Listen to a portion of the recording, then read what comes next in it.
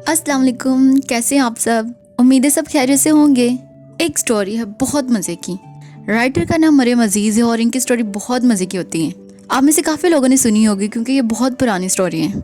मुझे इतनी पसंद आई ये स्टोरी, सोचा आप लोगों के साथ शेयर कर दूं। आई होप आप लोगों को बहुत पसंद आएगी। स्टोरी का नाम है तुम संग महकने लगे रस्ते। चीख की जोरदार आवाज पर बर्तन धोती कश्यप के हाथ से गिलास छूटा था और जमीन पर गिरते ही गुर्जियों में बदल गया। कश्यप ने एक नज़र टूटे हुए गिलास को देखा, लेकिन फिर उसे नज़रअंदाज करके कमरे की तरफ दौड़ी। कमरे का मंजर उसकी तवक्का के ऐन मुताबिक था। तहजीब बेड पर चढ़ी परेशान नज़रों से नीचे देख रही थी। अभी कश्यप उससे पूछने ही लगी थी कि जुबैदा बेगम हाँफते हुई कमरे के अंदर दाखिल हुई। क्या हुआ, कौन चीखा था? इन्होंने परेशानी से पहले कश्यप और फिर तहजीब को देखा। कश्यप ने उंगली से बेड पर खड़ी तहजीब की तरफ इशारा किया तो जुबैदा बेगम की सवालिया नजर इसके चेहरे पर टिक गई। उसने होंठों पर जुबान फेरकर खुद को बोलने के लिए तैयार किया। वो अम्मी, मैं झाड़ू देने लगी थी, वो कॉकरोच आ गया। उसने मासूमियत से अपनी चीखने की वजह बयान की, लेकिन उसकी बात पर जुबैदा बेगम का पारा चढ़ गया था। तहजीब, मैं तुम्हारा क्या करूं? कब तुम्हें अकल आएगी? कोई कीड़ा निकल आए तो चीखना शुरू कर देती हो। छिपकली देखकर तुम्हारी आधी जान निकल जाती है। क्या बनेगा तुम्हारा? पता नहीं क्या सोचकर तुम्हारे बाप ने तुम्हारा नाम तहजीब रखा है।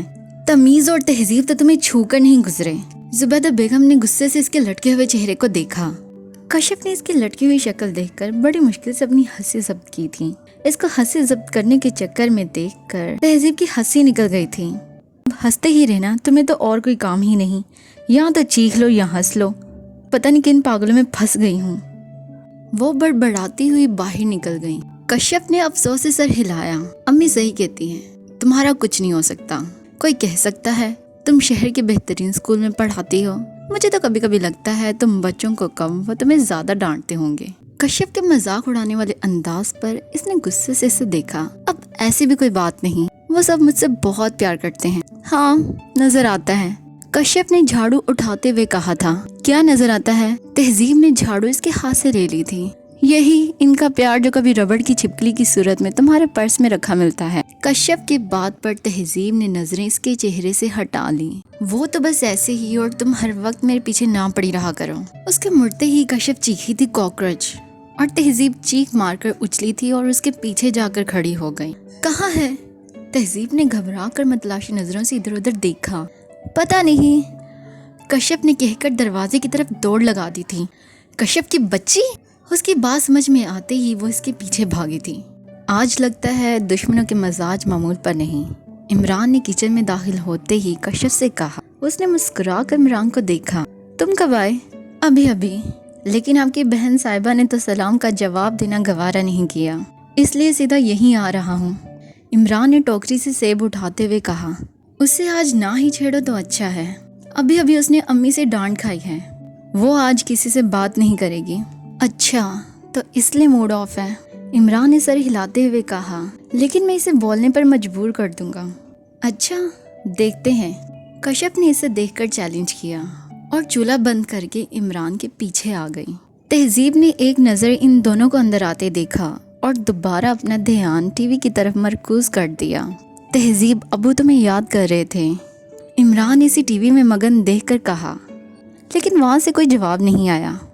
अच्छा कश्यप, चलता हूँ और अब्बू से जाकर कहूँगा मैं आपका पैगाम आपकी चहेती को दिया था। लेकिन उसने कहा, मैं क्या करूँ?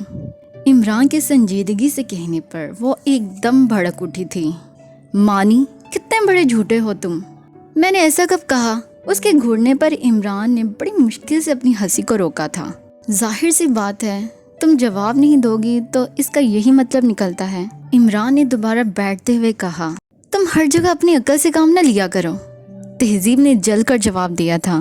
फिर अब्बू को क्या जवाब दूं? तुम्हें जवाब देने की जरूरत नहीं, मैं खुद इनसे बात कर लूंगी। तहजीब ने इसे देखे बगैर कहा था। लिफ्ट न करवाने पर वो कश्यप की तरफ आ गया था। वैसे तुम्हारी बहन को उल्लू बनाना कोई मुश्किल काम नहीं, ज्यादा फैलने की जरूरत नहीं। अभी इसने सुन लिया ना तो तुम्हें बाहर निकाल देंगी। तहजीब ने घूर कर इन दोनों को देखा। तुम दोनों क्या सरगोशे में बातें कर रहे हो?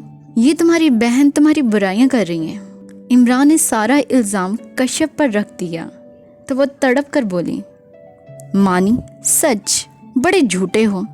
तहजीब, ये तुम्हें उल्लू बोल रहा था। तहजीब की घुरी पर वो हड़बड़ा कर रह गया।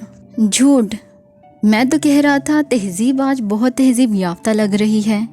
लेकिन वो कुशन उठा चुकी थी, एक के बाद दूसरा, फिर तीसरा। इसने सारे कुशन उठा उठा कर इसे मारने शुरू कर दिए।